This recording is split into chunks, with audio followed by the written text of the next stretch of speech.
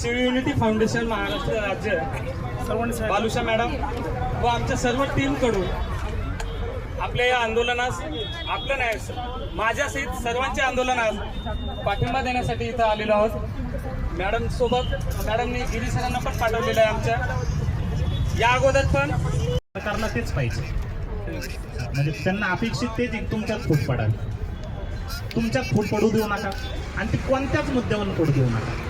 मी असं म्हणाल की मागण्या थोड्याफार काही जणांच्या म्हणजे काही जणांना एखादी दुसरी मागणी प्रत्येकाचा थोडाफार स्वार्थ असतो कधी कधी मागणी मागे, की माझी ही मागणी लावून धरा, त्यांची दुसरी मागणी लावून धरा, कोणाची तर तिसरी, म्हणजे प्रत्येक म्हणजे याच्यामध्ये वेगवेगळे मी असं म्हणाल की शिक्षक भरतीमध्ये भरपूर प्रकार आहेत वेगवेगळे, पण त्या प्रकारानुसार बऱ्याच जणांच्या मागण्या असतात। पण आपण लार्जर एम ठेवून म्हणजे मी असं म्हणाल की एक सार्वजनिक भूमिका ठेवून सगळ्यांच्या मागण्या एका टेबलवर आणून त्या पद्धतीने हे करावं। तुमच्यात गट पडले तर सगळ्यात जास्त दुःख मला होतं, म्हणजे त्यासाठी पुढाकार घेतला त्याबद्दल त्यांचे अभिनंदन करतो।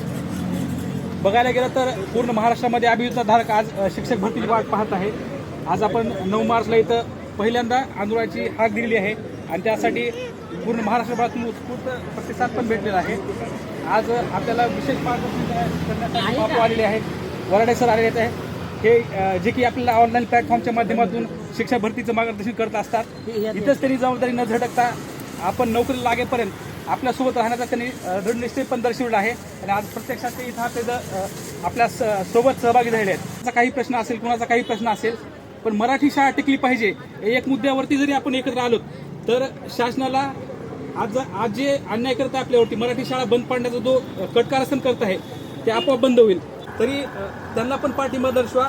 आज शिवयुनिटीतर्फे आम्ही आज आलेले आहेत। आमच्या काही मागण्या वेगळ्या असतील, त्यामध्ये एखादी कमतरता जरी असली तरी आम्ही आज सरांना पाठिंबा दर्शनासाठी आलो आहे आणि आमच्या शिवयुनिटीतर्फे उद्या आझाद मैदानावरती पण आपण आंदोलनाची हाक दिलेली आहे।